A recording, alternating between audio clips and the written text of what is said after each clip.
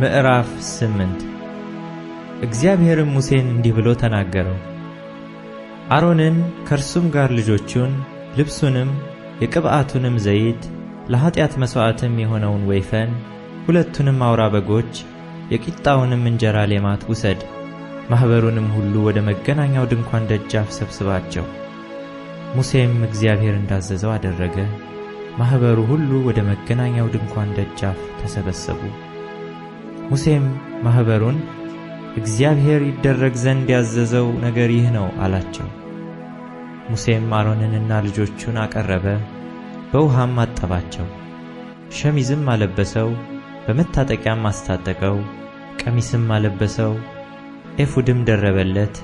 በብልሃትም በተጠለፈ ቋድ አስታጠቀውና በእርሱ ላይ አሰረው። የደረት ኪስ በእርሱ ላይ አደረገ። በደረቱ ኪስም ውስጥ ኡሪምንና ቱሚምን አኖረበት። እግዚአብሔርም ሙሴን እንዳዘዘው በራሱ ላይ መጠምጠሚያውን አደረገ። በመጠምጠሚያውም ላይ በፊቱ በኩል የተቀደሰውን አክሊል፣ ቅጠል የሚመስለውን የወርቅ ምልክት አደረገ። ሙሴም የቅብዓቱን ዘይት ወሰደ፣ ማደሪያውንና በውስጡ ያለውን ሁሉ ቀብቶ ቀደሳቸው። ከእርሱም በመሠዊያው ላይ 7 ጊዜ ረጨ። ይቀድሳቸውም ዘንድ መሠዊያውንና ዕቃውን ሁሉ፣ የመታጠቢያውን ሰንና መቀመጫውን ቀባ። ከቅብዓቱም ዘይት በአሮን ራስ ላይ አፈሰሰ፣ ይቀድሰውም ዘንድ ቀባው። እግዚአብሔርም ሙሴን እንዳዘዘው ሙሴ የአሮንን ልጆች አቀረበ፣ ቀሚሶችንም አለበሳቸው፣ በመታጠቂያም አስታጠቃቸው፣ ቆብም ደፋባቸው። የኃጢአትንም መሥዋዕት ወይፈን አቀረበ። አሮንና ልጆቹም በኃጢአቱ መሥዋዕት ወይፈን ራስ ላይ እጆቻቸውን ጫኑ፣ አረደውም። ሙሴም ደሙን ወስዶ በጣቱ የመሠዊያውን ቀንዶች ዙሪያ ቀባ፣ መሠዊያውንም አነጻው። ደሙንም ከመሠዊያው በታች አፈሰሰው፣ ያስተሰርይለትም ዘንድ ቀደሰው። በሆድ ዕቃውም ላይ ያለውን ስብ ሁሉ፣ የጉበቱንም መረብ፣ ሁለቱንም ኩላሊቶች፣ ስባቸውንም ወሰደ። ሙሴም በመሠዊያው ላይ አቃጠለው። እግዚአብሔርም ሙሴን እንዳዘዘው ወይፈኑን፣ ቁርበቱንም፣ ሥጋውንም፣ ፈርሱንም ከሰፈሩ ውጭ በእሳት አቃጠለ። ለሚቃጠል መሥዋዕትም የሚሆን አውራ በግ አቀረበ። አሮንና ልጆቹም በአውራው በግ ራስ ላይ እጆቻቸውን ጫኑ፣ አረደውም። ሙሴም ደሙን በመሠዊያው ዙሪያ ረጨው። አውራውንም በግ በየብልቱ ቈረጠ። ሙሴም ጭንቅላቱን፣ ብልቶቹንም ስቡንም አቃጠለ። የሆድ ዕቃውንና እግሮቹንም በውሃ አጠበ። ሙሴም አውራውን በግ ሁሉ በመሠዊያው ላይ አቃጠለው።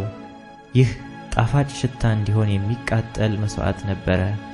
እግዚአብሔር ሙሴን እንዳዘዘው ለእግዚአብሔር የእሳት ቁርባን ነበረ። ለቅድስናም የሚሆነውን ሁለተኛውን አውራ በግ አቀረበ። አሮንና ልጆቹም በአውራው በግ ራስ ላይ እጆቻቸውን ጫኑ፣ አረደውም። ሙሴም ከደሙ ወስዶ የአሮንን የቀኝ ጆሮውን ጫፍ፣ የቀኝ እጁንም አውራ ጣት፣ የቀኝ እግሩንም አውራ ጣት አስነካው። የአሮንንም ልጆች አቀረበ። ሙሴም የቀኝ ጆሮአቸውን ጫፍ፣ የቀኝ እጃቸውንም አውራ ጣት፣ የቀኝ እግራቸውንም አውራ ጣት ከደሙ አስነካ። ሙሴም ደሙን በመሠዊያው ዙሪያ ረጨ። ስቡንና ላቱን፣ በሆድ ዕቃውም ላይ ያለውን ስብ ሁሉ፣ የጉበቱንም መረብ፣ ሁለቱንም ኩላሊቶች፣ ስባቸውን፣ ቀኝ ወርቹንም ወሰደ። በእግዚአብሔር ፊት ካለው ከቂጣው እንጀራ ሌማት አንድ የቂጣ እንጎቻ፣ አንድም የዘይት እንጀራ፣ አንድም ስስ ቂጣ ወስዶ በስቡና በቀኝ ወርቹ ላይ አኖራቸው። ሁሉንም በአሮንና በልጆቹ እጆች ላይ አደረገ። በእግዚአብሔርም ፊት ለመወዝወዝ ቁርባን ወዘወዛቸው። ሙሴም ከእጃቸው ተቀብሎ በመሠዊያው በሚቃጠለው መሥዋዕት ላይ አቃጠለው። የጣፋጭ ሽታ መቀደሻ ነበረ፣ እርሱም ለእግዚአብሔር የእሳት ቁርባን ነበረ። ሙሴም ፍርምባውን ወስዶ በእግዚአብሔር ፊት ለመወዝወዝ ቁርባን ወዘወዘው። እግዚአብሔር ሙሴን እንዳዘዘው ይህ ለቅድስና ከታረደው አውራ በግ የሙሴ ዕድል ፈንታ ሆነ።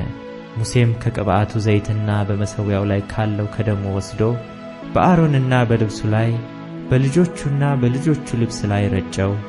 አሮንና ልብሱንም ልጆቹንም የልጆቹንም ልብስ ቀደሰ። ሙሴም አሮንንና ልጆቹን አላቸው፣ ሥጋውን በመገናኛው ድንኳን ደጃፍ ቀቅሉ፣ አሮንና ልጆቹ ይበሉታል ብዬ እንዳዘዝኩ በዚያ እርሱንና በሌማቱ ያለውን የቅድስናውን እንጀራ ብሉ።